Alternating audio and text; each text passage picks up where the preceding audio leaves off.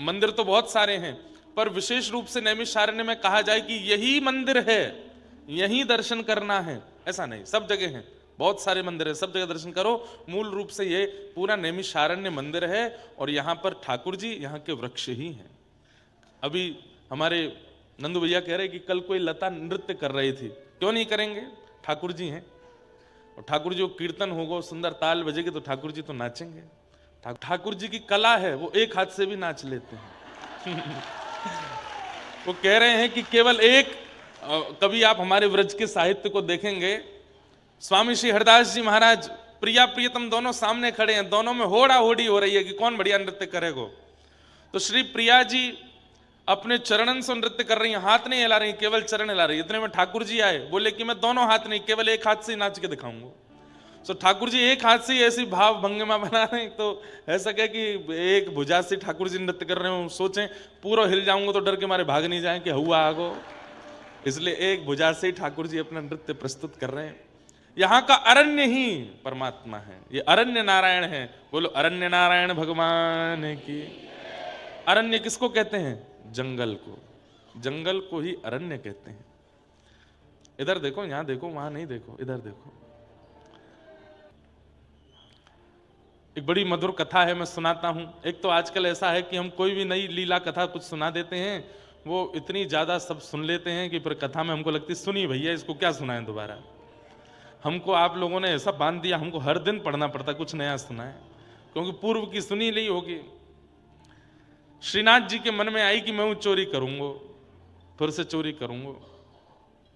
5000 वर्ष पहले ठाकुर जी ने चोरी करी थी व्रजमंडल में, लेकिन वही ठाकुर जी जब 500 वर्ष पहले गिरिराज जी से श्रीनाथ जी के रूप में प्रकट भये और श्री गिरिराज जी के ऊपर विराजमान हो गए, तो सब दर्शनार्थी आते थे श्रीनाथ जी का दर्शन करने के लिए। लेकिन एक ब्रज की बड़ी भोली भारी गोपी आती और वो कहीं कथा सुन के गई। मैंने कहा ना कल भी, भोले भालों को ही मिलेंगे ठाकुर जी, चतुरों को नहीं मिलते ठाकुर जी। तो एक भोली भाली गोपी वो कहीं कथा सुनने गई, तो कथा में उसने क्या सुना कि व्रज की गोपियां अब मक्खन ही इसीलिए निकालती हैं कि कृष्ण चुराने आवे। वो जानबूझ करके मक्खन को ऐसे छीके पर टांगती हैं कि कृष्ण को हाथ पहुंच जाए और वो चोरी करके जाएं। संसार को तो ये दिखाती हैं कि हमको बहुत बुरा लगता है कि कृष्ण हमारे यहाँ चोरी करते हैं, पर जब मक्खन निकालती हैं तो मन में यही भाव रहता है उनके अंदर कि कन्हैया आवे, चोरी करके जावे, तभी हमको सुख मिलेगा। कभी मक्खन निकालते निकालते उसमें केसर पधरा देती हैं, कभी उसमें मिश्री पधरा देती हैं, कभी उसमें सुगंधित गुलाब जल पधरा देती हैं। क्यों? श्याम सुंदर आएंगे, पाएंगे तो उनको सुख मिलेगा। और जब चोरी करके ठाकुर जी चले जाते हैं तो शिकायत करने जाती हैं गोपियां यशोदा मैया के पास। वत्सान मुंचन क्वचित समय क्रोश संजात हास, मैया अपने लाला को समझा लो, बहुत बिगड़ गो ये।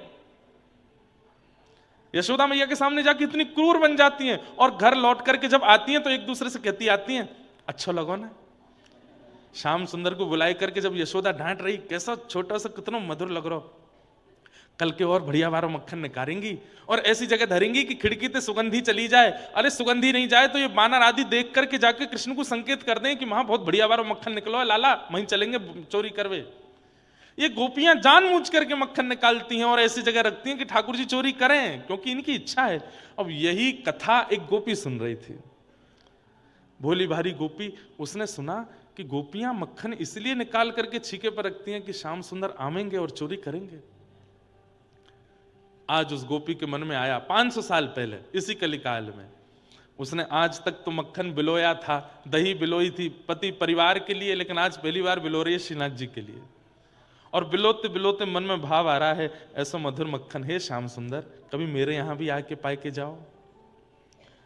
सुंदर मक्खन को बढ़िया हंडी में लगायो, छीके पर रखो। अब चिंता कर रही है, छीको बहुत ऊंचो है, कहीं ऊंचे छीके को देख करके ठाकुर जी लौट तो नहीं जाएंगे। नहीं क्या को नीचे कर दूं, थोड़ा नीचे कर दे, नहीं और नीचे कर दूं।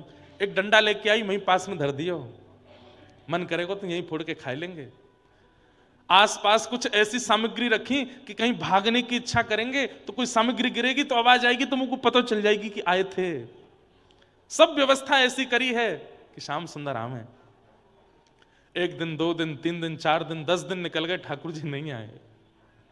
कोई रात्रि में आवाज नहीं आई, छीको ज्यों को त्यों है, डंडा वहीं को वहीं रखो है। तो मन में विचार करने लगी, श्याम सुंदर आ नहीं रहे, ऐसा है सके इतने व्यस्त हैं, उनको पता नहीं होगी कि मैंने मक्खन निकारो, उनको बताया हूं। तो छीके को अपने सिर पर लेकर के मंदिर दर्शन करवे जावे, और दूर खड़ी खड़ी छीके को ऐसे ऊपर को मुख जो है ठाकुर जी की ओर करे, बढ़िया बारो मक्खन है लाला, धोरी गैया चर के आवे गिरिराज जी पे, ऐसी बढ़िया बढ़िया औषधि खा के आवे, और फिर बाकी औषधि पेट में जाए करके दूध बने, वासों में दूध निकारूं, दही जमाऊं, वहां से मक्खन निकारूं, मक्खन धरो है, यहां में केसर भी है, मिश्री भी है, लाला आजा। ठाकुर जी को जाकर के उसने ऐसा लोभ दिया कि सामने खड़े हुए श्रीनाथ जी के मुंह से लार टपकने लगी। और ठाकुर जी तो मूर्तिमंत खड़े हैं। कुम्भनदास जी ये सामने बैठ करके मंजीरा बजाए कीर्तन कर रहे थे ठाकुर जी का। कीर्तन करते करते इनकी नजर ऊपर गई तो मूर्तिमंत ठाकुर जी के जब होठों से लार टपकती भाई देखी, तो ये नीचे से देख करके बोले जय जय, कहा भयो? तो इशारे में बोले पर्दा कर तब बताऊंगा। पर्दा कियो, भीतर जाके पूछो कहा भयो जय जय। अब भीतर नहीं जाते थे, बाहर से ही दर्शन करते थे। बोले गोपी है, ऐसा मधुर मक्खन निकाल के लावे और पीछे तो लोभ दे करके मुंह को दिखावे। मेरा तो मन है रो बाकी आंखों मक्खन खा लो। अरे कौन सी गोपी मुझको पता बताओ, बात मक्खन मैं ले आऊंगो, और हमारी इतनी बड़ी रसोई घर है, यहाँ बढ़िया मक्खन निकलवाए के भोग लगवाए दूंगो। ठाकुर जी बोले वाह में स्वाद नहीं आवे। अरे कुम्भना तेने कभी चोरी को खायो है? कुम्भनदास जी बोले कभी अवसर नहीं मिला चोरी का खाने का, आपकी कृपा प्रसादी मिल जाती वही पा लेते। बोले तो तू कैसे जानेगो कि चोरी को कैसे स्वाद हुए? अरे कुम्भनदास आज तू रसोई में करवाए के मक्खन खा और एक बार मेरे संग चोरी को खाए के आइयो, चोरी वारो स्वाद तो को इतना भावेगो जीवन भर फिर चोरी करके ही खावेगो। कुम्भनदास जी बोले हमको चोरी नहीं करनी जैसे, और आपको भी नहीं करनी, ये कोई द्वापर युग थोड़ा ही है। द्वापर में ज्यादा से ज्यादा उखल से बंदे थे, यहां तो जेल है जाएगी सीधी। ठाकुर जी बोले ना ना मुझे तो चोरी करनी है। कुम्भनदास जी बोले कैसे करनी है बताओ? बोले तू एक काम कर। बोले कहा रात्रि में जब मंदिर बंद है जाए बस खिड़की पे आए के ठाड़ो है जाइयो, मैं आ जाऊंगा। बूढ़े बड़े बेचारे कुम्भनदास जी, रात्रि में मंदिर बंद हुआ। अब ठाकुर जी और कुम्भनदास जी के बीच की बात है, मंदिर में और किसी को नहीं पता। रात्रि में कुम्भनदास जी खिड़की के पास आए के ठाड़े है गए, इतने में ही खिड़की, छोटी सी खिड़की, वहां में से ठाकुर जी की पाग दिखाई दी। आहा, मुख निकर के आयो, हाथ से ठाकुर जी तो अचल, ठाकुर जी तो सचल हो गए। कुम्भनदास जी तो देख करके आनंदित हो गए। जय जय, इतनी उत्सुकता, इतने व्याकुल हो रहे हो मक्खन पाने के लिए। अरे तो ना पता, मैंने सुगंधित मुंह को अनुभव है गयो, बहुत जोर को मक्खन है वह गोपी के घर को पाके आऊंगा आज, और बहुत दिन है पायो ना, तो चल मेरे संग। और यहाँ कंधा पे दोनों पैर लटका करके सिर पे हाथ धर के ठाकुर जी बैठ गए। कुम्भनदास जी ऐसे पैर पकड़ के ठाकुर जी को लेके जा रहे हैं। जय जय जानो कहाँ है? बोले आगे ते दाहिने मुड़ जा, सीधो चल, आगे एक पोखरा आवेगो, वह पोखर ते बाएं मुड़ जाइयो, फिर वहां सीधो चलियो, फिर एक पीपल को वृक्ष आएगो, बातें फिर दाएं। बोले तुम्हें कैसे पता सबरो रास्ता? बोले अरे वो गोपी रोज आए के बताए कि जाए, वो चाह रही है वह कहा के घर को मैं चोरी कर जाऊं, वही ने मुझको रास्ता बतायो, चल दे। कुम्भनदास जी के बीच बीच में आंसू आ जाते हैं, कितनी बड़ भागनी है वो गोपी जिसके घर ठाकुर जी स्वयं चोरी करने जा रहे हैं। प्राचीन घरों में छत होती थी पर आंगन के लिए खुली होती थी, आंगन में खुला रहता था। ठाकुर जी और कुम्भनदास जी ऊपर से भीतर आंगन में आए गए। आंगन में आए करके धीमे धीमे ठाकुर जी देख रहे, कहाँ है छीको? कुम्भनदास देखियो। कुम्भनदास जी बोले जय जय वो रो? बोले हाँ वही है, चल आजा, तू खड़ो है जा, तेरे कंधा पे मैं खड़ो है जाऊंगा, छीको हाथ में आ जाएगा, प्रेम से पाएंगे। कुम्भनदास जी खड़े हैं, ठाकुर जी के चरण पकड़ रखे हैं, ठाकुर जी खड़े है गए, छीको पकड़ करके ऊपर से मक्खन निकाल करके प्रेम से पा रहे हैं। कुम्भनदास जी बोले बहुत बढ़िया जय जय, अरे मैं आया हूं सहायक संग में मुकू पवाए दो नेक नेक। तो ठाकुर जी मक्खन निकाले, मुख से लगावे, और एक तो नवनीत और वहां में ठाकुर जी को अधनामृत चाट करके जो नेका हाथ में बच जाए, वाकू ठाकुर जी एक हाथ से छीका पकड़ के ऐसे नीचे करें, एक कुम्भन मुंह खोल। अब मुंह तो पता नहीं चले तो कभी आंख में लग जाए, नाक में लग जाए। हाँ जेरो मुंह खोल ले आकू, अब कुम्मन दास जी मुंह खोलें तो ठाकुर जी अपने अपने भुजा से उनको मक्खन पवा रहे हैं। कुम्मन दास जी तो खो गए, मंत्रमुग्ध हो गए, सुध बुध नहीं रही कुम्मन दास जी को, लड़खड़ाने लगे चरण। ठाकुर जी बोले, का कर रो एने धीमो खड़ा रहे। अरे जय जय, ऐसो अधरामृत दियो है आपने, अब पाम टिक नहीं रहे मेरे। अरे नेक देर और डटो रहे, नेक और खा लो फिर चल रहे। तो कुम्मन दास जी के मन में आई, मैंने इतने रूप देखे इनके, एक बार देखूं तो सही है चोरी करते हुए लगे कैसे हैं। तो जैसे ही अब कुम्मन दास जी तभी देखेंगे जब छोड़ के आगे चले जाएंगे। तो कुम्मन दास जी ऐसे पकड़े पकड़े नीचे से देखने का प्रयास कर रहे हैं, लग कैसे रहे हैं। तभी देखिए नाक पे मक्खन लगो, गाल पे लगो है, यूं लगो है, और इतनी उत्सुकता से तत्परता से ठाकुर जी मक्खन निकाल रहे हैं, पा रहे हैं, खूब सुंदर सुंदर नेत्र बंद करके मधुर मधुर पा रहे हैं। ये छवि देख ही रहे थे, इतने बेसुध होकर के ठाकुर जी मक्खन पा रहे हैं कि धीरे धीरे ठाकुर जी की धोती खिसकन लगी नीचे। जैसे ही ठाकुर जी की धोती खिसकन लगी तो कुम्मन दास जी बोले, जय जय। बोले हाँ। ने कहा देर में हरि नंगम नंगा हो जाएंगे, ने संभालो। जय जय संभालो संभालो संभालो। अब धोती नीचे खिसकी, कमर ते नेक नीचे आई। इतने में ही ठाकुर जी ने चतुर्भुज रूप धारण कियो, दो भुजा से धोती पकड़ी और दो भुजा से मक्खन पा रहे हैं। ऐसे चतुर्भुज ठाकुर जी के दर्शन आज तक कोई ने नहीं किए। कैसे हैं? दो भुजा से धोती पकड़ रखी है और दो भुजा से छीको पकड़ के मक्खन खाना नहीं रोकूंगा, चाहे धोती उतर जाए। कुम्मन दास जी के नेत्र सजल हो गए और जैसे ही उस छवि को देखा, एक तो अधरामृत मुख में चला गया तो वैसे ही पाम नहीं ठहर रहे थे। अब चतुर्भुज रूप में ठाकुर जी की ऐसी लीला देखी, मक्खन के प्रति तत्परता देखी और ऐसे धोती पकड़े ठाकुर जी, तो कुम्मन दास जी तो बेसुध हो गए। और जैसे ही बेसुध होकर के लड़खड़ाए, ठाकुर जी बोले, कहा कर रहे हो, एक कुम्मना ने एक संभाल संभाल संभाल। इतने में तो ठाकुर जी हिले और छीके से मटकी नीचे गिरी, जोड़ते फूटी आवाज भई, पूरे घर के लोग उठ गए, चोर चोर चोर चोर चोर चोर। ठाकुर जी बोले, भाजो यहां से भैया, कल युग है, यहां अगर मैं चोरी कर तो पकड़ोगे तो बहुत बुरा हो जाएगा। ठाकुर जी तो तुरंत उछल कूद करके छत के लांग करके भाज गए। कुम्मन दास जी यूं ही खड़े हैं। क्या छवि, मुख पे मक्खन लगो है, नाक पे मक्खन लगो, आंख पे मक्खन लगो है, वो बस यूं ही ठाड़े हैं। इतने में गोपी आई, माने लालटेन जलाई। बोले, अरे बाबा मोड़ा, तो शर्म ना आई है, इतने बुढ़ापे में चोरी करवे आए हो यहाँ पे। लिए डंडा लेके महाराज कुम्मन दास जी में दो चार बार दर्द धर दिए। कुम्मन दास जी को दर्द नहीं है, रोए। कुम्मन दास जी ने थोड़ी देर बाद नेत्र खोले और वह गोपी को देख करके चरणन में प्रणाम करके, ए तो तू काय को चोरी करवे गयो कि मैं भाव में निमग्न हेवे गयो? अरे मैंने तुमको मक्खन खवायो, चतुर्भुज रूप धारण कियो, ये भाव रखवे की जगह तो जमुना जी किनारे कल्ले पर्वत पे बैठ कल्ले, चोरी में भाव करेगा तो फिर मरेगा। कुम्मन दास जी ने चरणों में प्रणाम किया। आप आश्चर्य करेंगे, ठाकुर जी बोले, एक कुम्मना, एक तो कुछ शुभ समाचार देनो। बोले, कहा, तेरी बहू ने अबई अबई एक लाला को जन्म दियो है घर में। ठाकुर जी समाचार कुम्मन दास जी को दे रहे हैं कि तुम्हारे घर अभी एक बालक का जन्म हुआ है।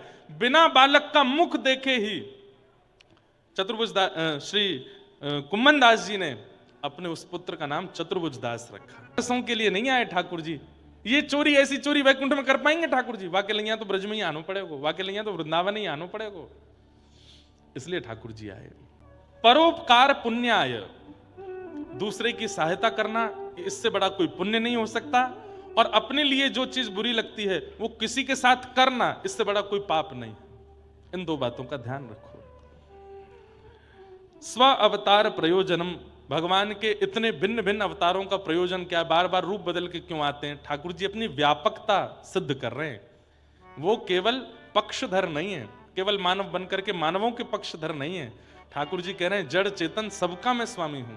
यहां पर ठाकुर जी वृक्ष बनकर के मानो संपूर्ण वृक्ष प्रजाति को भी आश्वासन दे रहे हैं कि मैं तुम्हारे रूप में, अरण्य के रूप में हूं। इसलिए तुम ये मत सोचना मैं केवल मानवों का नाथ हूं, मैं सबका नाथ हूं। इसलिए ठाकुर जी सर्व व्यापकता में मछली भी बनते हैं, कछुआ भी बनते हैं, नृसिंह भी बनते हैं, बराह भी बनते हैं, अरण्य भी बनते हैं। सबरे रूप ठाकुर जी ने धारण किए ताकि सबकी आराधन का केंद्र मैं बन जाऊं। कहीं कोई ये ना सोच ले कि मैं केवल मानवों का नाथ हूं, सबका नाथ हूं। किम कर्म, ठाकुर जी करते क्या हैं? ठाकुर जी करते क्या हैं? गौ ब्राह्मण संत प्रतिपालक हैं। ठाकुर जी गौ ब्राह्मण संत और भक्तों के पालन करते हैं, उसी के लिए ठाकुर जी आते हैं। के अवतारश्च अवतारा यशंखेय। ठाकुर जी के कितने अवतार हैं? कोई एक आध दो 10 नहीं है, अनंत हैं। ठाकुर जी ने धर्म को छोड़ा है, इसलिए कहा धर्मो रक्षति रक्षतः, धर्म की रक्षा तुम करो। क्यों? ठाकुर जी ने तुम्हारे लिए धर्म स्थापित किया। पिता ने पुत्र के लिए घर बनाया, अब पिता के जाने के बाद पूरे घर का अधिकार पुत्र के पास है। हम सब ठाकुर जी के तनु हैं, पुत्र हैं। ठाकुर जी के जाने के पश्चात धर्म की रक्षा करना, सेवा करना, ये मेरा और आपका कर्तव्य है, अधिकार है। ये 6 प्रश्न, अब इनका विस्तार से वाचन करते हुए श्री सूत जी महाराज कथा सुना रहे हैं। सबसे पहले अपने गुरुदेव को वंदन किया, अपने गुरु को वंदन किया।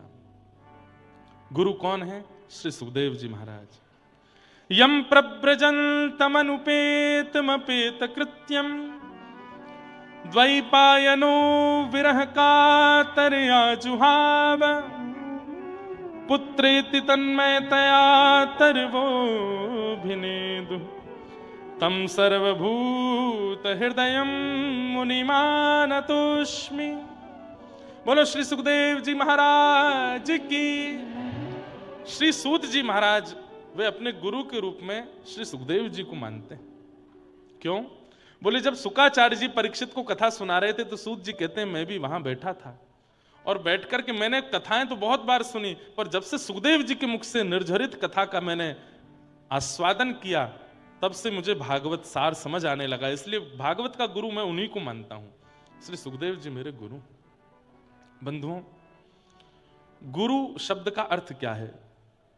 जो हृदय के अंधकार को दूर करे उसको गुरु कहते हैं, जो संशयों को दूर करे उसको गुरु कहते हैं।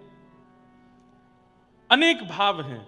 गुरु का मतलब गुकारस्तु अंधकारस्यात् रुकारस्तु निरोधक। पर केवल प्रवचन नहीं, गुरु का उपस्थित होने मात्र से हृदय के जो संशय थे दूर ही हो गए। प्रश्न बहुत लेके गए पर गुरु का रूप देखते ही भूल गए क्या पूछना है। हमारे श्रीमद रामानुजाचार्य जी महाराज, उनके जामाता, उनके जमाई, उनका नाम था श्री लालाचार्य जी महाराज। भक्तमाल जी में खूब सुंदर प्रसंग आता है। श्री लालाचार्य जी, अब मेरे को छप्पे तो याद नहीं तो गा देता। श्री लालाचार्य जी का चरित्र आता, बहुत ध्यान से सुनिएगा। गुरु की वाणी, गुरु के शब्दों पर अगर शिष्य विश्वास कर ले तो प्रयच्छति गुरु प्रीतो वैकुंठम योगी दुर्लभम। इस बात का प्रमाण ये कथा है। तो श्रीमद रामानुजाचार्य जी महाराज के जमाई थे, जामाता थे श्री लालाचार्य जी, परंतु उन्होंने आचार्य चरण से दीक्षा भी ग्रहण कर ली। इस नाते से रामानुजाचार्य जी गुरु भी हैं। तो एक दिन लालाचार्य जी ने रामानुजाचार्य जी से कहा कि गुरुदेव, मुझे शिष्य को कुछ आज्ञा दीजिए, मैं किस नियम का या किस भाव का पालन करूं। तो रामानुजाचार्य जी ने कहा, संतों को भगवान के समान मान करके उन संतों की पूजा वंदना किया करो। क्या कहा? संतों को भगवान मान करके उन संतों की पूजा वंदना किया करो।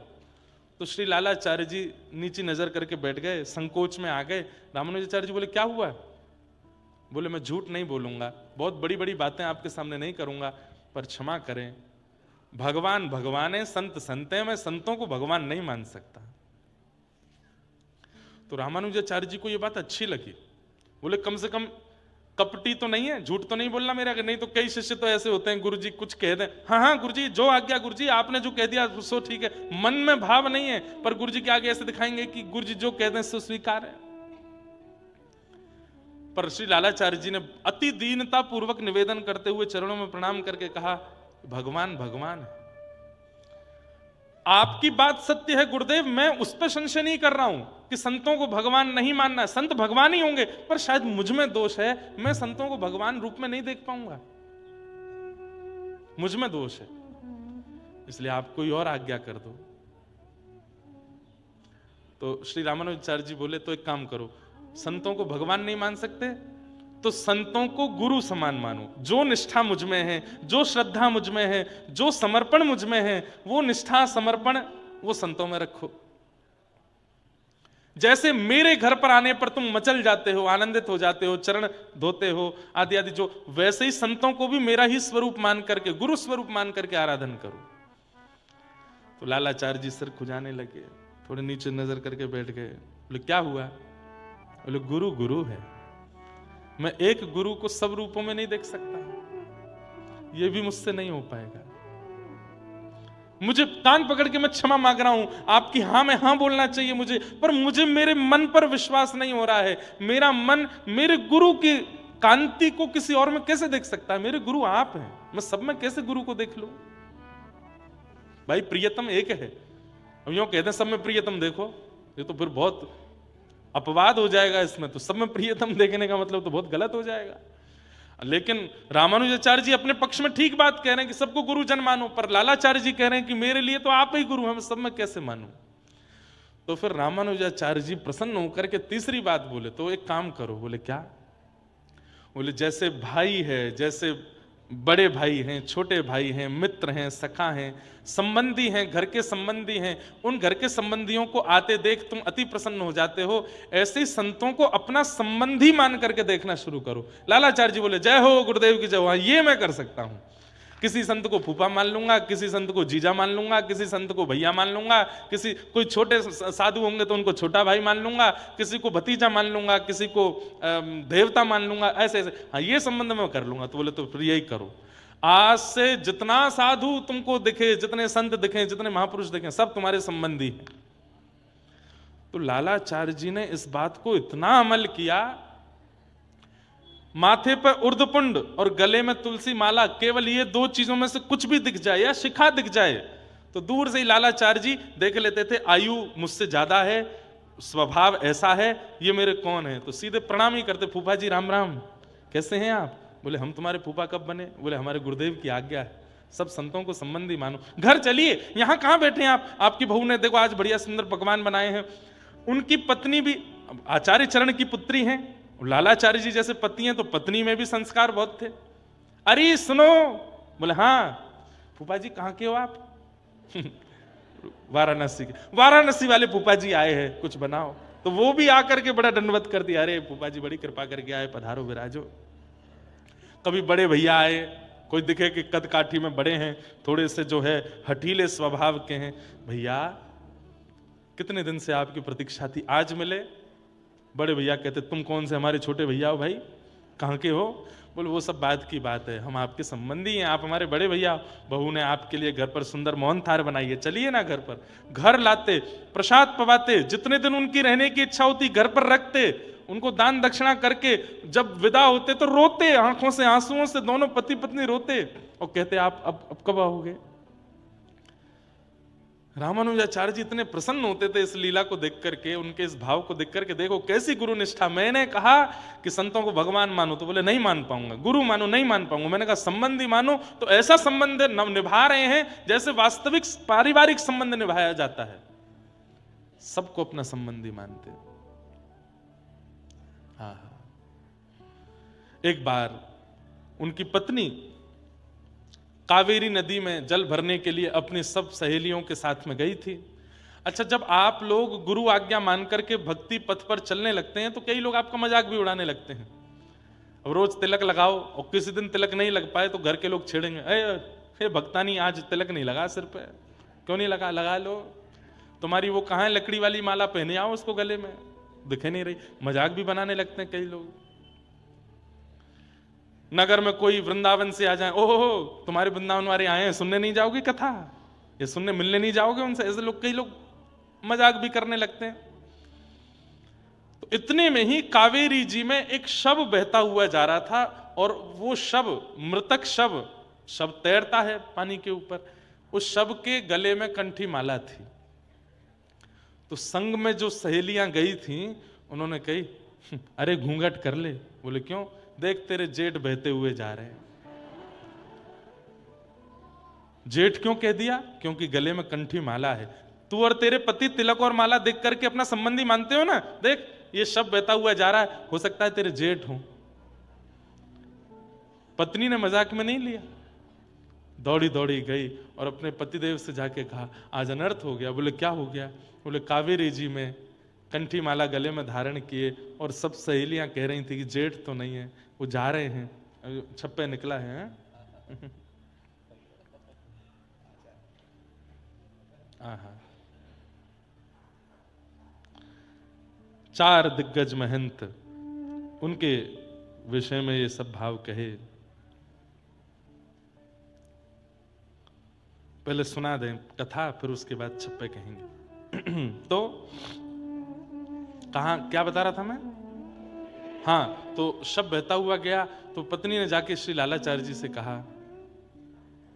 लालाचार्य जी ने जैसे ही सुना कि शब बहता हुआ जा रहा, गले में कंठी माला, इतने रोते बिलखते हुए गए, अपने 4-5 साथियों के साथ गए, कावेरी जी से उनका शव निकाला, शव निकाल करके घर लाए, और घर में जैसे एक शव की पूरी क्रिया होती है वो सारी क्रियाएं की। उनके वस्त्र बदले, उनकी अर्थी बनाई, घर में पूरा, मतलब आश्चर्य कर रहे हैं सब लोग। बोले भैया, तुम अनजानों को घर ला करके अपना सगा संबंधी बना के उनको घर रखते हो, भोजन आदि पवाते हो, ये तो आज तक सुना गया था, पर ये पूरी प्रक्रिया जैसे घर के मरणासन व्यक्ति की होती, तुम वैसे कर रहे हो।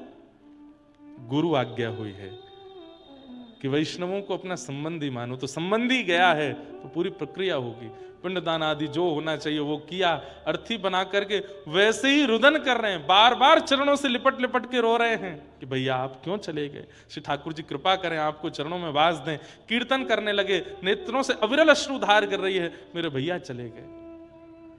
जाकर के उनका संस्कार किया, छौर कर्म कराया, सब कुछ वो किया जो एक घर परिवार सदस्य लोग करते हैं। 10 गात्रादि करने के बाद जब 13 आई, तो 13 में पूरे नगर के ब्राह्मणों को चिट्ठी भेजी कि हमारे यहां हमारे बड़े भैया उनका 13 है, आपको प्रसाद पाने के लिए आना है। ब्राह्मणों ने चिट्ठी देख करके कहा, बिल्कुल नहीं जाएंगे, ना हमें गोत्र पता, ना हमें इसका नाम पता, ये तो चलते फिरते किसी भी आदमी को अपना संबंधी बना लेते हैं और उसके नाम से कुछ भी करते हैं। बताओ, भोजन आदि पवाते तब तक ठीक था, घर में लाके उसका श्राद्ध कर्म कर रहे हैं, उसका जो 13 ही कर रहे हैं, हम जाएंगे इनके यहाँ पाने? बिल्कुल नहीं जाएंगे। यहां पर 13 ही पर ब्राह्मणों को जो भी दान आदि किया जाता, सबकी व्यवस्था रखी, प्रसाद बनाया, लेकिन एक भी ब्राह्मण नहीं आया। आज मन व्यथित हुआ लालाचार्य जी का, और अपने गुरुदेव से जाकर के कहे, गुरुदेव आपने कहा था कि संतों को संबंधी मानना, मैंने तो संबंधी माना, पर यह समाज मेरे इस संबंध को स्वीकार नहीं कर रहा है, अब मैं क्या करूं? मैंने तो उनको भाई माना, मैंने तो बंधु माना, पर यह समाज उनको स्वीकार नहीं कर रहा, गुरुदेव अब मैं क्या करूं? तब रामानुजाचार्य जी ने ठाकुर जी की ओर देखा और कहा कि गुरु आज्ञा मान रहे हैं, गुरु आज्ञा गरी ऐसी, आज्ञा गुरु नाम अविचारणीयाम, गुरु की आज्ञा पर बिल्कुल विचार नहीं कर रहे ठाकुर जी। और ऐसे लालाचार्य जी की इस निष्ठा को पूर्ण, कहीं अविश्वास इनके चित्त में ना आ जाए कि इनके घर ब्राह्मण नहीं गए, आप कुछ कृपा करो। ठाकुर जी ने वैकुंठ से ऋषि और ब्राह्मणों को भेजा, और जाकर के श्री लालाचार्य जी के यहाँ जाकर के उन्होंने प्रसाद पाया। देखते रह गए सब नगरवासी लोग, चतुर चतुर्भुज रूप हैं सबके, अद्भुत छटा प्रकट हो रही है, वैकुंठ से साक्षात ऋषि ब्राह्मण पधारे और आकर के श्री लालाचार्य जी के यहाँ प्रसाद स्वीकार किया। गुरु आज्ञा का यह बल है, यह सामर्थ्य है कि उसको शिष्य जब पालन करने लगता है, तो ठाकुर जी भी गुरु के कहे वचन को जब शिष्य पालन करता है, तो शिष्य के पालन में अड़चन भी आती है, तो ठाकुर जी उस अड़चन को दूर करते हैं। क्यों? अपने गुरु की बात मान रहा है। कि लालाचार जामात, किनके जामात? श्री रामानुजाचार्य जी के जामात। इनकी कथा सुनने से हरि में रति होती है। क्यों? बोले, कोऊ मालाधारी मृतक भयो सरिता में आयो। किसी के कंठ में माला थी, बहता हुआ जब आया, दाह कृत्य जो बंधु न्योति सब कुटुंब बुलायो। उसका दाह करके, उसका संस्कार करके पूरे कुटुंब को बुलाया, आमंत्रण किया, जैसे एक मृतक क्रिया में होता है। नाक सकोच ही विप्र, सब अपने विप्र सोचने लगे, अरे किसी अनजान के यहां जाकर के हम पाएंगे, अनजान मृतक की तेरे ही पाएंगे, हमारा क्या होगा? तबई हरिपुर जन आए, तब हरिपुर से जन आए प्रसाद पाने के लिए। जेवत देख सवन जात कहू नहीं पाए। जब उनको जेवता हुआ देखा, तब अपने ऊपर बड़ी लज्जा होने लगी सब लोगों को। लालाचारज लक्ष्य धा प्रचुर भई महिमा जगत। तब श्री लालाचार्य जी पूरे जगत में उनकी महिमा हो गई। आचार्य जामात की कथा सुनत हरि हुए रति। बोलो सदगुरुदेव भगवान की, श्री भक्तमाल जी की जय हो। बड़ी कृपा आपकी, ये बढ़िया आज बैठ गए, आज ही हमको भक्तमाल जी की कथा याद आई। बढ़िया आपने सुंदर छप्पे भी दे दिया।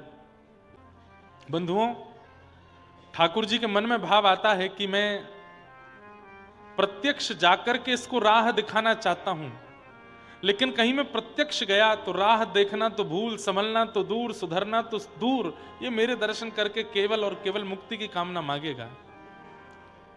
ठाकुर जी अगर सामने आ जाएंगे तो हम क्या करेंगे? पैर पकड़ के कहेंगे अब नाथ जीवित रखा ही क्यों है, अब तो ले चलो, अब छोड़ना ही क्यों है यहां पर। लेकिन ठाकुर जी कहते हैं इसके प्रारब्ध कर्मों के कारण इसको अभी 20 साल, 25 साल, 35 साल, 50 साल जीवित रहना है। अगर मैं अभी चला गया तो 25-35 साल कैसे जिएगा? इसलिए ठाकुर जी अपने ही तनु रूप गुरु को भेज देते हैं, तुम जाओ, जाकर के इसको संभालो, सवारो, सुधारो, चलाओ और अपना जीवन पूर्ण करके मेरी प्राप्ति करे, अपूर्ण रह करके नहीं। इसलिए संत जनों के रूप में, अरे भले ही वो संत भी एक मानव है, भले ही वो गुरु भी एक मानव है, लेकिन जिस समय वो तुम्हें उपदेश दे रहे हैं उस समय उनकी वाणी में ठाकुर जी बैठ जाते हैं। वो ठाकुर जी ही उपदेश दिलवाते हैं, वो ठाकुर जी बुलवाते हैं। मैं तो कहता हूं अपने शिष्यों से भी, श्रोताओं से भी, व्यास मंच के अलावा हमको लाला ही मानो, हमारे संग खेलो कूदो आनंद करो, कोई दिक्कत नहीं, पर जितनी देर व्यासपीठ पर बैठते हैं केवल उतनी देर के लिए गुरु भाव, और गुरु भाव ना भी रखो तो केवल इतना भाव रखो, ये जो कहेंगे उस पर समर्पित होना है बस। मैं बचाऊंगा नहीं, मेरी वाणी में बैठे हैं ठाकुर जी, वो बैठते हैं, सब व्यासों की वाणी पर बैठते हैं। जो भी इस व्यास आसन पर बैठता है आकर के, उसकी वाणी से ठाकुर जी ही संकेत दिलवाते हैं। बस उनकी बातों को मान लीजिए, कल्याण आपका हो जाएगा। हमारे श्री वृंदावन में गोरीलाल कुंज है, बहुत वैष्णवों ने दर्शन नहीं किया होगा। सब लोग सावधानी से सुनिए, बिल्कुल सावधानी से सुनो। अब आ रही है बात तो फिर मैं रहने क्यों दूं, और इन्हीं कारणों से हमारी कथाओं का क्रम पीछे छूट जाता है।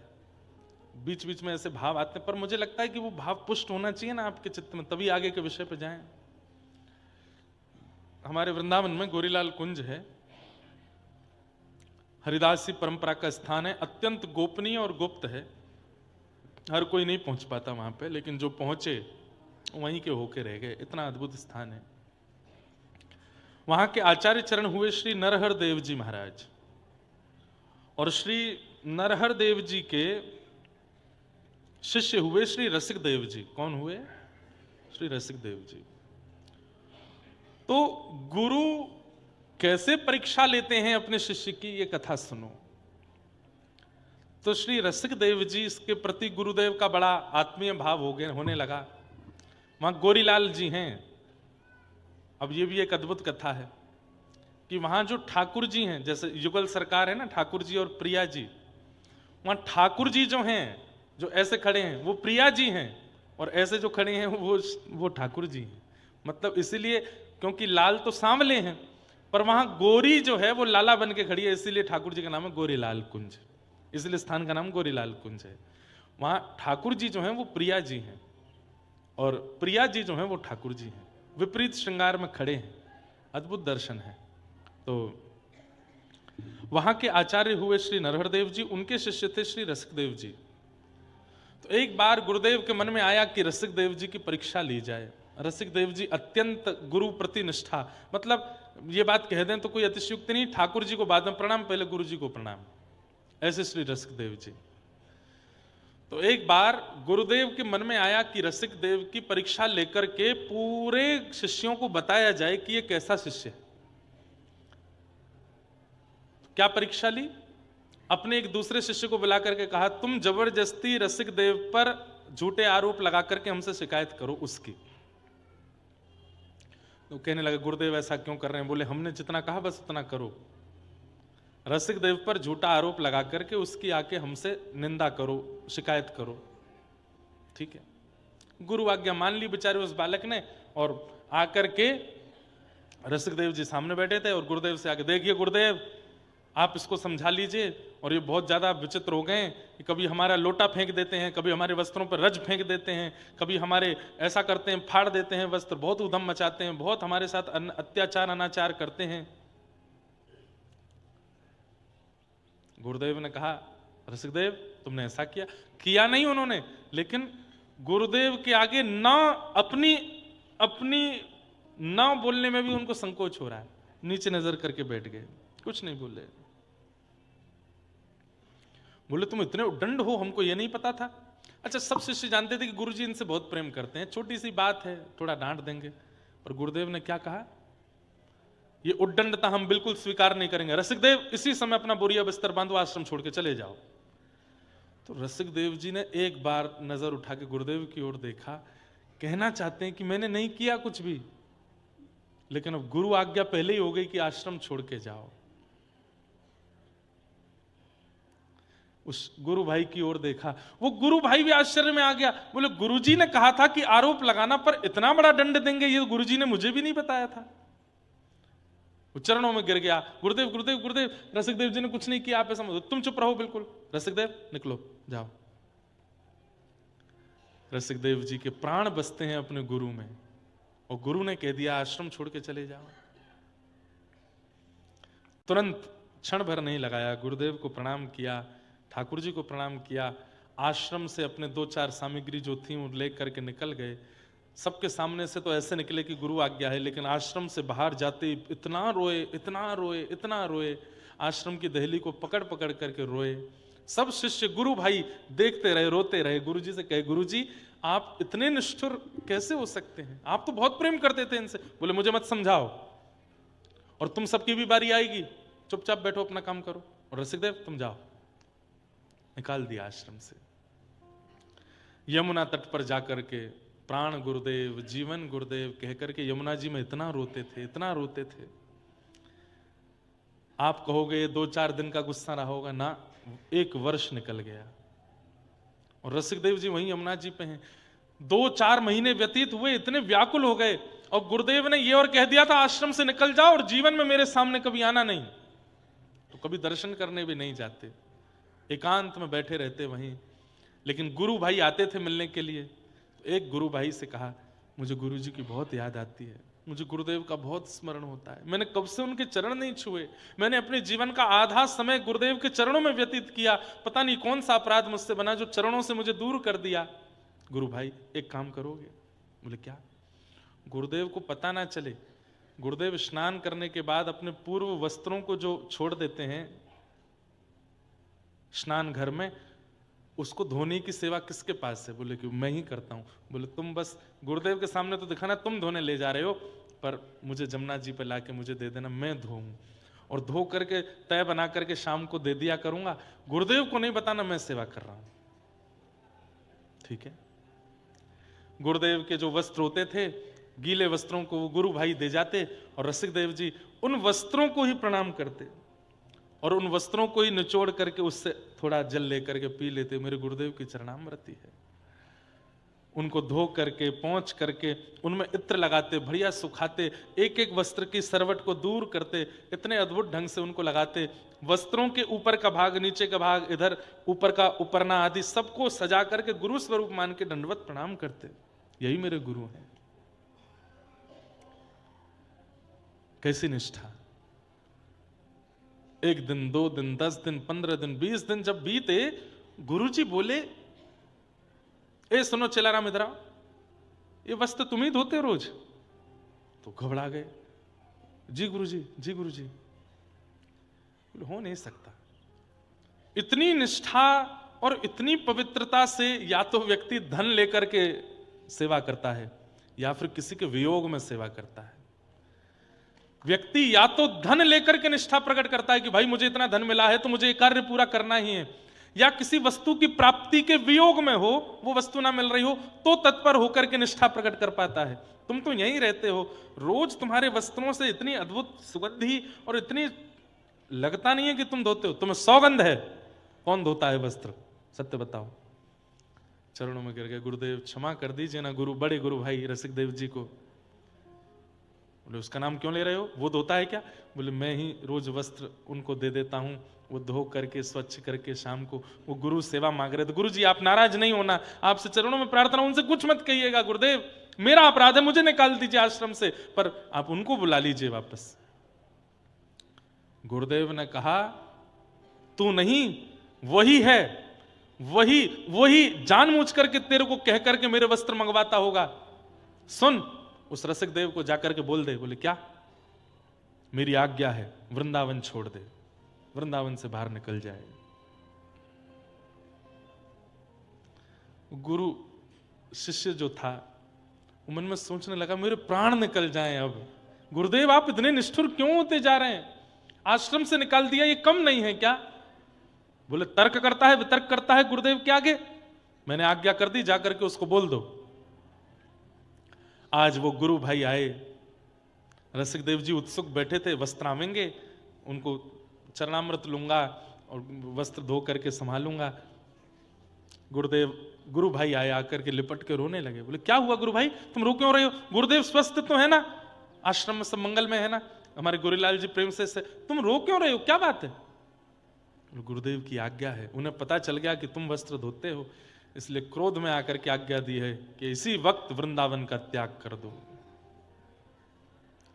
पछाड़ खा के रसिक देव जी गिर पड़े, रज को हृदय से लगाने लगे, श्री यमुना जी को आलिंगन करने लगे, व्रज की लता गुल्म वृक्षों को देखने लगे। मैंने कौन सा अपराध किया जो गुरुदेव इतने नाराज हैं मुझसे? उसी समय कहा गुरु भाई मैं जा रहा हूं, और प्रार्थना करना कि ये प्राण निकल जाए, क्योंकि गुरुदेव के बिना नहीं रह सकता। एकमात्र वृंदावन था जो मुझे जीवित रखे हुए था, अब उसके त्याग की भी आज्ञा गुरुदेव ने कर दी है, अब तो मैं जीवित नहीं बचूंगा। गुरु भाई कभी मिलेंगे। निकल गए आश्रम छोड़कर। वृंदावन त्याग की बात थी, कोई बात नहीं, 84 कोस में कहीं रह लूंगा, व्रज में रहूंगा तो प्राण तो बचे रहेंगे कि कभी गुरुदेव के दर्शन होंगे, इसलिए प्राण बचाए रखूंगा। मथुरा जाके रहने लगे। गुरु भाइयों ने पता लगवाया कहां है, पता चला मथुरा में है, तो गुरु भाई कभी कभी छुपके मिलने चले जाते थे। रसिक देव जी इतने रसिक थे कि उनके वैसे भी बड़े अनुयायी होने लगे। वो रोज कीर्तन करते थे, पद गाते थे, तो उनका पद सुनने के लिए कई भाव आते थे। सब लोग ध्यान से सुनो। मथुरा में निवास करने लगे, तब दूसरे गुरु भाई को देखा। 6-7 महीने निकल गए, 1 साल निकल गया। बोले गुरुदेव की बहुत याद आती है, कितने दिन हो गए मैंने देखा नहीं उनको। सुनो, मैं कुछ सेवा नहीं कर पा रहा गुरुदेव की, वो एक सेवा थी, उससे नाराज होकर गुरुदेव ने यहां भेज दिया। तुम एक काम करोगे? एक सेठ जाता था आश्रम में, उस सेठ से कहा महीने भर में कई लोग हम पे बड़ी दान दक्षिणा चढ़ाए जाते हैं, इस सब इकट्ठी करके मैं तुमको दे दूंगा, तुम अपना बता करके कि तुम दे रहे हो, और वहां गोरीलाल जी में गुरुदेव के चरणों में जाके अर्पित कर दिया करो। सेठ बोला ठीक है। महीने भर में जितनी चढ़ोतरी होती, रसिक देव जी के पास जो भी शिष्यगण आके दे जाते, सब इकट्ठा करके एक सेठ को देते, और अपना बता करके दे देना कि मैं दे रहा हूं। उस सेठ जाते हर महीने जाके, गुरुदेव सेवा, आश्रम की सेवा के लिए ये मेरी तरफ से थोड़ी सेवा है। 1 बार दिया, 2 बार दिया, 3 बार दिया, 6 बार दिया। जब लगातार देता रहा वो सेठ, गुरुदेव बोले ए सेठ यहां पे आ, इतना उदार कैसे हो रहे हो तुम? नहीं नहीं गुरुदेव बस सेवा करनी आश्रम की। बोले मैंने पता करवाया, तुम्हारे खुद के व्यापार में तंगी चल रही है, खुद के परिवार में ज्यादा खाना पीने की व्यवस्था नहीं बन पा रही, और तुम रोज आकर आश्रम की सेवा कर रहे हो। तुम्हें सौगंध है, सत्य बताओ कौन करता है ये सेवा? सब गुरु भाई फिर घबरा गए, बोले गुरुदेव कहीं अब की बार और निष्ठुर नहीं हो जाएं। सेठ ने बता दिया, बोले श्री रसिक देव जी मथुरा में विराजते हैं, वही भेजते हैं। ताम्र वर्ण हो गया गुरुदेव का, और महाराज कांपने लगा पूरा शरीर अंग, और क्रोध में भर के आज्ञा कर दी, मेरी आज्ञा है उस दुष्ट को जाकर के कह दो 84 कोस व्रजमंडल का त्याग कर दे, निकल जाए बाहर, और लौट करके कभी चरण ना रखे इस 84 कोस के अंदर। अगर वो आया तो बहुत बुरा होगा। सेठ जी ने जाकर के खबर रसिक देव जी को सुनाई। बोले मैं कैसे जीऊं? किसी ने कहा प्राण त्याग देते यमुना जी में डूब करके। बोले गुरु की आज्ञा नहीं पूरी होगी ना। अगर प्राण त्याग दूंगा तो स्वेच्छा हो जाएगी, गुरु आज्ञा की अवहेलना हो जाएगी। गुरु आज्ञा है ब्रज से बाहर जाओ, तो आज्ञा पूरी करने चले गए। बुंदेलखंड में रहते थे, बुंदेलखंड के निवासी थे। उनके जन्म स्थान के पास मैंने कथा भी की, सागर में चले गए रसिकदेव जी, और बस वहीं रह करके कुटी बना करके भजन करने लगे। वर्षों तक वृंदावन लौट करके नहीं आए, शुष्क हो गए गुरुदेव की स्मृति में, याद में, पतले दुबले हो गए, बिल्कुल प्राण पखेरु उड़ने को हैं, और बस इच्छा यह है कि प्राण बाद में जाएं, बस एक बार गुरुदेव की झांकी कर लूं, एक बार अपने गुरुदेव को देख लूं, फिर भले ही प्राण त्याग दूंगा। इतना स्मरण करते थे अपने गुरु का, इतना स्मरण करते थे कि गुरु भाई मिलने के लिए जब जाते थे वहां पर, तो अपने गुरु भाई से कहते थे, कल रात को गुरुदेव को ज्वर आया, तुमने औषधि नहीं दी। तो गुरु भाई कहते, आपको कैसे पता? इतना चिंतन किया गुरुदेव का कि गुरु की प्रत्येक गतिविधि उनको पता होती थी, इतनी दूर बैठ करके भी। पर निष्ठुर हैं गुरुदेव, नहीं स्वीकार कर रहे। 5-6 वर्ष निकल गए। उसके बाद श्री नरहर देव जी जो गुरु जी थे, उनकी यात्रा हुई बुंदेलखंड की तरफ, और जब वे यात्रा पर निकले, गांव के लोगों ने जाकर के श्री रसिकदेव जी से कहा, अब तो अच्छे दिन आए हैं, अब तो ठाकुर जी रीझ गए, श्री सदगुरुदेव भगवान नरहर देव जी बुंदेलखंड आ रहे हैं, अब तो हमें दर्शन होंगे। रोने लगे, बोले मैं सामने नहीं जाऊंगा, कहीं वे प्रसन्न चित्त आ रहे होंगे, वे प्रसन्न चित्त आ रहे होंगे, और मेरा रूप देख करके कहीं उनकी प्रसन्नता में विघ्न नहीं आ जाए, मैं गुरुदेव के सामने नहीं जाऊंगा, मैं नहीं जाऊंगा। नहीं गए। थोड़ी दूरी पर गुरुजी कुटिया बना करके रुके थे। रात्रि में शंका निवृत्त होने के लिए जाना था, रात्रि में शंका निवृत्त होने के लिए जाने की भावना से उठ के जैसे ही जाने लगे, तो अंधेरे में दिखाई नहीं दिया, एक वृक्ष की डाली से सिर में चोट लगी। चोट लगी गुरुदेव को, रक्त निकला श्री रसिकदेव जी को, माथे से रक्त निकलने लगा। जो 2-4 शिष्य बैठे थे, रात्रि में उठ के रसिकदेव जी बैठ गए, माथे पर हाथ धर के बैठे हैं। तभी उन शिष्यों ने देखा, बोले गुरुदेव क्या हुआ, क्या आप तो यहीं लेटे थे, माथे में कैसे लगी? बोले कोई जाओ, मेरे गुरुदेव शंका निवृत्त होने के लिए जा रहे थे, और एक डाली लगी है सिर पे, उनको चोट लगी है, मलहम लगा दो। जाकर के शिष्यों, उनके शिष्यों को पता है, बोले तुम्हारे गुरुदेव कहाँ हैं? वन में गए हैं, उनके सिर में चोट लगी है उनको। बोले तुम्हें कैसे पता? बोले कि गुरुदेव को चोट लगी, रक्त रसिकदेव जी को निकल रहा है। ये बात जाकर के किसी अत्यंत गूढ़ शिष्य ने नरहर देव जी से कही, गुरुदेव आप सोच रहे हैं पराकाष्ठा प्रेम की, वो कितना प्रेम करते हैं आपको, चोट आपको लगती है, रक्त उनको निकलता है, गुरुदेव इतने निष्ठुर क्यों हो रहे हैं, स्वीकार कर लीजिए ना। खबरदार जो उसका नाम मेरे सामने लिया। तो इतने के बाद भी गुरु ने स्वीकार नहीं किया। बोले सुनो, अभी कितने दिन का प्रवास और है बुंदेलखंड में? बोले गुरुजी अभी 1 महीना और। बोले नहीं, अभी रात में ही वृंदावन वापस जाएंगे, नहीं चाहिए, नहीं रहना, हमें उस नगर में नहीं रहना जहां वो रसिकदेव रहता हो। शिष्यों के मन में आया, ऐसा तो कोई अपराध नहीं किया उन्होंने गुरुदेव, जो आप इतने नाराज हो उनसे। लौट करके वृंदावन आ गए। वृंदावन में श्री गोरीलाल ठाकुर जी विराजमान थे।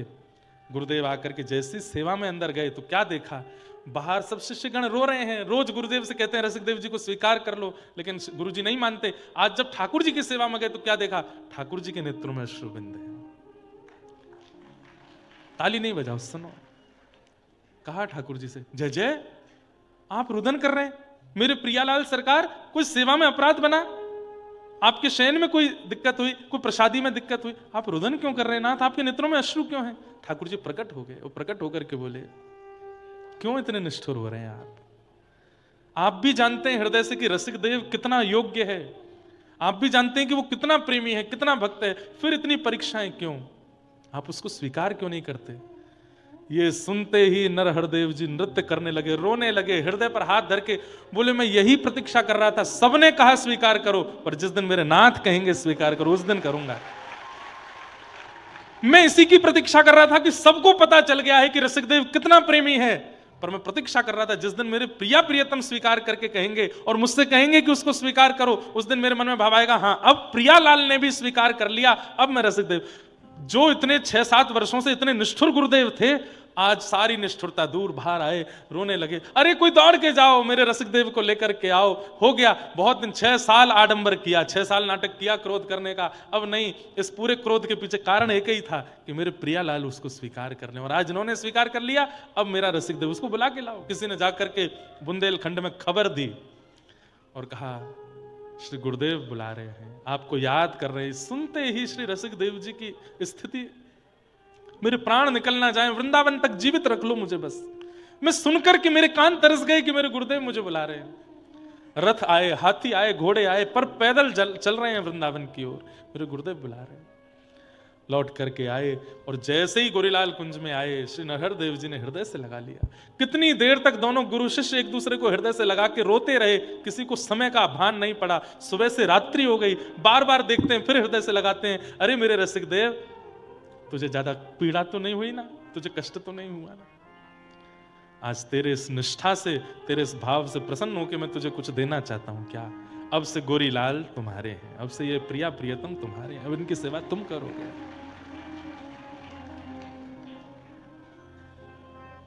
क्यों की पूरी परीक्षा? कि प्रिया प्रियतम स्वीकार करें। भैया सौभाग्यशाली हैं वो शिष्य, कभी गुरु स्मृति करके उनकी परीक्षा लेते हैं। मैं अपने गुरु रूप में श्री सुखदेव जी को देखता हूं, क्योंकि उनके मुख से निर्झरित भागवत सुनकर के मेरे चित्त में साक्षात श्री ठाकुर जी प्रकट हो गए। तो मैं वही कथा सुनाऊंगा जो मैंने सुखदेव जी से सुनी है। मेरे गुरु वही हैं। तम व्यास सून मुपयाम गुरुम मुनि नाम। ऐसे मुनियों के गुरु श्री सुखदेव जी को मैं बारंबार प्रणाम करता हूं। और यहां से श्री सूत जी महाराज नैमिषारण्य की भूमि में कथा सुनाना प्रारंभ करते हैं।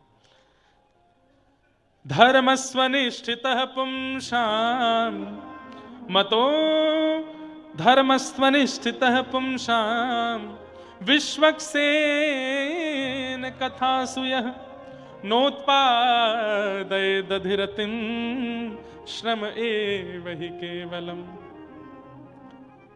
सूत जी कह रहे हैं, मेरे द्वारा किया गया एकादशी का व्रत, प्रदोष का व्रत, मंगलवार का व्रत, मेरे द्वारा की गई तीर्थ यात्रा, जगन्नाथ यात्रा, बद्रीनाथ यात्रा, मेरे द्वारा किया गया दान पुण्य, गरीबों की सहायता, मेरे द्वारा किया गया संत भोज आदि आदि जो कुछ भी है, ये सब ठाकुर जी ने स्वीकार किया। इसका प्रमाण क्या है?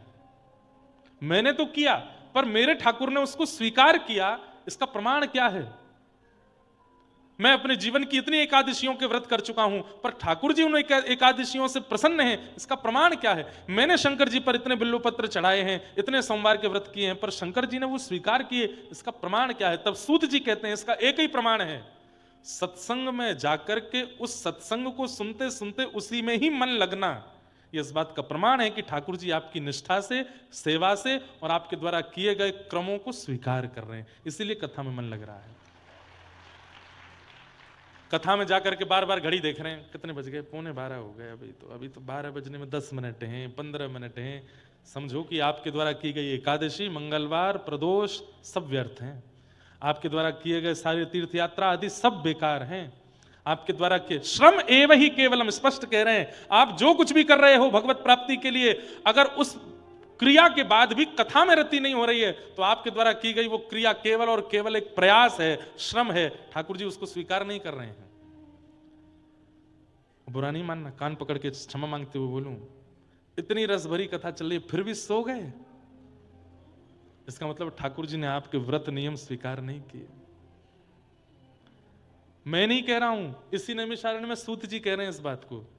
सूत उवाच धर्मस्वनिष्ठितः पुंसाम विश्वक्सेन कथासु यः। विश्वक्सेन भगवान की कथा चल रही हो और तुम्हारा मन ना लग रहा हो, तुम्हें बार बार उबासी आ रही हो, निद्रा हो रही हो, भूख लग रही हो, प्यास लग रही हो, उठ के जाने की इच्छा हो रही हो, 4 काम याद आ रहे हो, 100 फोन आ रहे हो, तो समझो आपके द्वारा कथा के अलावा किए गए जितने भी तीर्थ याटन व्रत अनुष्ठान हैं सब व्यर्थ हो गए। ठाकुर जी ने स्वीकार नहीं किए। लेकिन आगे बैठने को नहीं मिला, पीछे बैठे हैं। बड़ी मुश्किल से व्यास जी का दर्शन हो रहा है, पर एक टक बैठ करके पूरी 10 बजे से लेकर के 1 बजे तक कथा को श्रवण करते हैं। और जैसे ही व्यास जी ने कहा कथा विश्राम, अब आगे की कल सुनाएंगे, तो मन में विचलनता होने लगी, व्याकुलता होने लगी। अरे अब कब पुनः सुबह के 10 बजेंगे, फिर से कथा शुरू होगी। समझो आपने पूर्व में जो कुछ भी क्रम किया सब ठाकुर जी ने स्वीकार किया है। कथा में रति इस बात का प्रमाण है कि ठाकुर जी आपसे प्रसन्न है।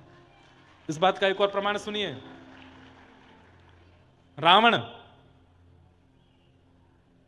रोज रुद्राभिषेक करता है, एवरी डे, हर दिन, और दुनिया के लोग तो शिवलिंग के समीप जाकर के अभिषेक करते हैं। रावण के लिए स्वयं शंकर जी आते हैं कैलाश से और आकर के प्रतीक्षा करते हैं। रावण जब फ्री हो जाएगा तो अभिषेक करेगा हमारा। और रावण आकर के ब्राह्मणों के साथ, गुरुजनों के साथ बैठ करके शंकर जी की आराधना करता है।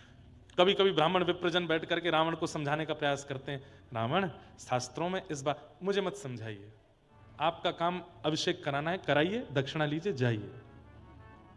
सत्संग में उसकी कभी रुचि नहीं हुई, केवल क्रम करता गया, केवल नियम करता गया, केवल अनुष्ठान करता गया, केवल अभिषेक करता गया। लेकिन उन नियम, क्रम, अनुष्ठान, अभिषेक का जब प्रवचन होता तो रावण कहता मुझे ज्ञान दोगे, मुझे बताओगे, सब पता है मुझे मत बताइए।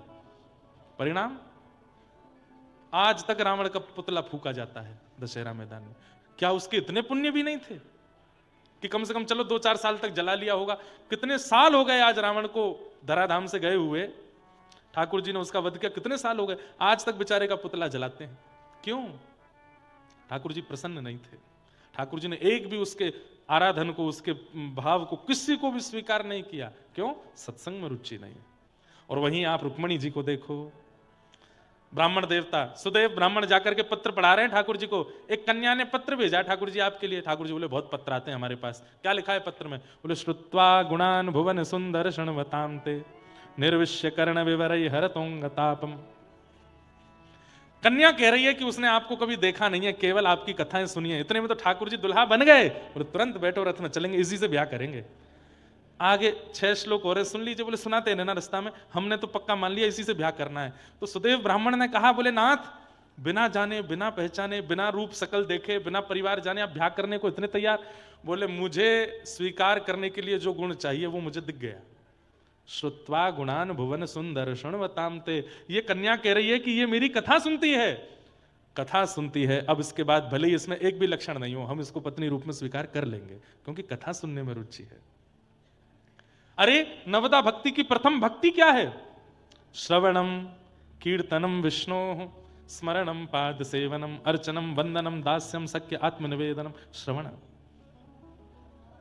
अच्छा एक बात बोलूं, जितने भी अति प्रिय हैं ठाकुर जी के, सब श्रवण के रसिया।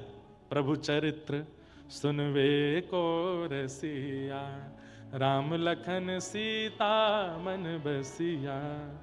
हम आप सब लोग भले ही लड्डू का भोग लगाते हैं हनुमान जी को, चोला चढ़ाते हैं हनुमान जी को सिंदूर का, अकौआ के पत्तों पर राम राम लिख करके कहते हैं, पर गोस्वामी तुलसीदास जी ने पूरी हनुमान चालीसा में ये नहीं कहा कि सिंदूर चढ़ाओ, ये नहीं कहा कि अकौआ के पत्ते लगाओ, ये नहीं कहा कि लड्डू का भोग लगाओ। सब जगह लिखा है, उसका भी वर्णन है, पर सर्वविदित हनुमान चालीसा में केवल एक ही बात कही है। बोले क्या?